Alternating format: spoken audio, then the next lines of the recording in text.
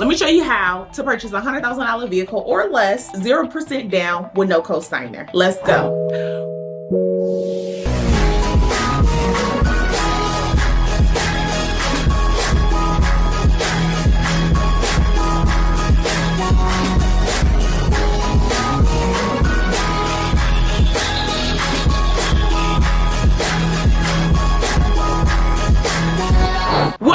Welcome to the 700 Club. I'm gonna need you to leave that 4, that 5, and that 600 credits go at the door. It is your girl, Nika Johnson, a credit coach and budgeting expert, and I help people take control of their money, baby. Today we're about to talk about credit, personal credit versus business credit. So I hope you're ready. Grab your pen and your pad.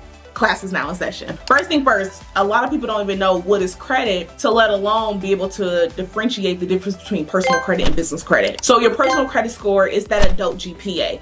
It's your buying power. It's a reflection of who you are, giving your past payment history. So the same way, if you have a friend that's always borrowing money from people and never paying them back, and that same friend asks to borrow money from you, what would you say? No. And the reason why is because that friend is known for not paying people back. So your credit report is going to be a 3-digit number ranging from 300 to 850, 300 being the lowest, 850 being the highest. The lower your credit score, the higher the risk. The higher your credit score, the lower the risk. So your credit report is going to be your history of your relationships that you have had with the bank. How well have you paid people back? When you took out that loan and you said you were going to pay on the 1st of the month, did you really pay on the 1st? Or did you pay on the 3rd, the 5th, the 15th, or never for that matter? That's what your credit report is in a snapshot. It's going to really judge you before you could even talk to a loan officer sometimes. When you're going online and you submit that application, it's going to talk for you. So what does your credit report show? How is your credit report speaking for you? And for that matter of is, you want to make for sure the higher your credit score, the more buying power. I see so many people are running and doing business just off of cash, purely cash. Never use their credit. And when you don't use your credit, you a ghost. Like Casper the Friendly Ghost.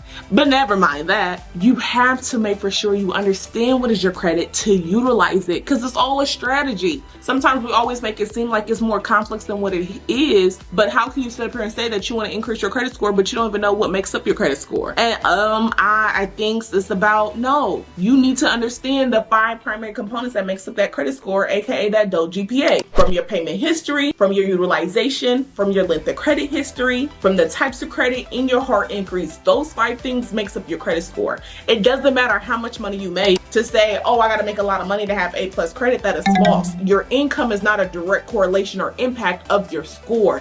It's about, do you pay people back? Simple as that. Do you keep them balances low or not? Do you have late payments? Do you have collections accounts? It's showing things that happened in your past. Bad things happen to good people. Everybody deserves a second chance. So here's your reminder to like, comment, and subscribe, and turn on your post notifications, but make for sure that you understand what is the importance of credit, because it does no good if you know that credit is important, but you do nothing about it. Don't sit up here and wait until when you need your credit, then you want to fix it, because that does not make sense. So your personal credit is going to impact you personally. Now, business credit is just like your social security number is for you, the identifying of you, who you are as that person, right? Your EIN number is like your business social security number, and you could get that for free. And I'm here to tell you, go ahead and grab our credit ebook where it breaks down on all the different ways that you can be able to get funding from your business. And I'm talking about from free money that you don't have to pay back, from to be able to get lines of credit, high tiers of credit cards, how you could be even position yourself to be able to get a car in your business name. And one thing about me, I practice what I preach, and I have gotten 2 vehicles to date in my business name. Now, that business credit, you're going to have your EIN number, and there's 2 ways of how you could be able to really honestly build your business credit. You can use your personal credit, which is PG, personal guarantee. You could piggyback off of your personal credit. So think about it on a personal standpoint, how you could add someone as an authorized user, or someone can add you to an authorized user to be able to help your length of credit history and help that score. You could do that for your business to where you're going to co-sign on your business because it has limited history. It's new. It was first born, right? So within that business credit, you want to make for sure, if you're a business owner and you're serious about being business, that you start growing and scale your business by leveraging your credit. At the end of the day, I have had so many people plateau in their business that could only do so much because they lack funds. So you don't have the funds and you damn sure don't have the credit. So what you go do?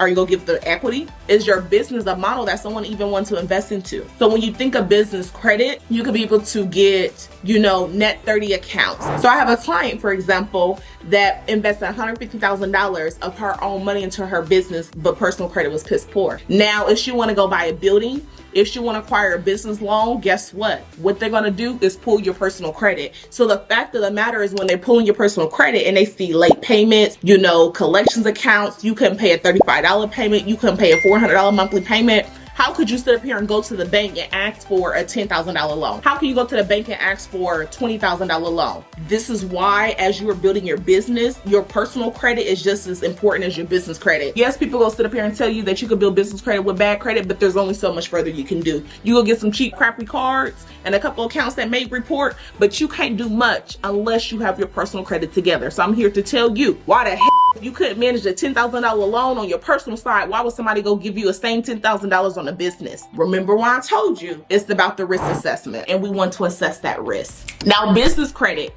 you could buy a house in your business name, you could buy a car in your business name, you could get a business credit card. And even when you're ready to ask for your business, you want to put it on a credit card. Honestly, you should ditch that debit card. You should only be using the credit card in all aspects. Personal and business, you should only be using the credit card, because a debit does not provide you any type of rewards or incentives. So let's say that you have a debit card.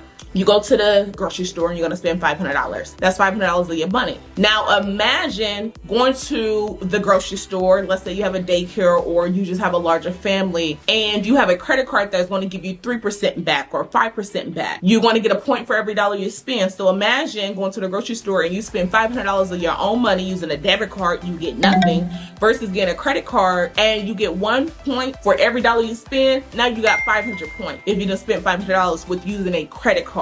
So the advantage of using a credit card is truly to be able to make more money, save more money. This is how I'm able to travel for free, by leveraging my credit.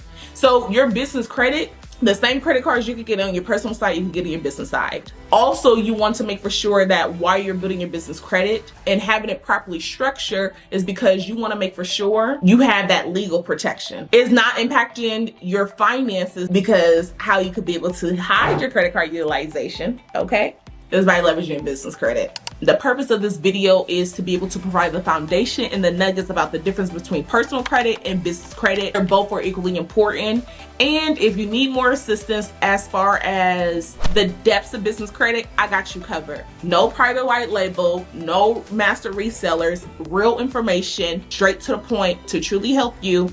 Go visit my website, isthatInYourBudget.com, and grab our business credit ebook to be able to truly support you. So in short, when you think about personal credit and business credit, your personal credit is going to reflect your personal responsibilities of your credit worthiness, the ability to promise to repay. Now your business credit is your credit worthiness of your business, okay? Two different things. It's the you in your business, but we got to quit co-mingling our funds. You got to keep the two separate. And if you really want to be in your bag and stay in your bag, just imagine getting a $50,000 loan on your personal side and a $50,000 loan on your business side. Now you got more access to capital. Now what can you do with that? There are two different bureaus. The bureaus are completely different as far as your personal and your business, but the goal is to make for sure your credit's together, so not only you can start growing and scale your business, to make for sure that you're saving money at the end of the day, because what? That ain't in your budget.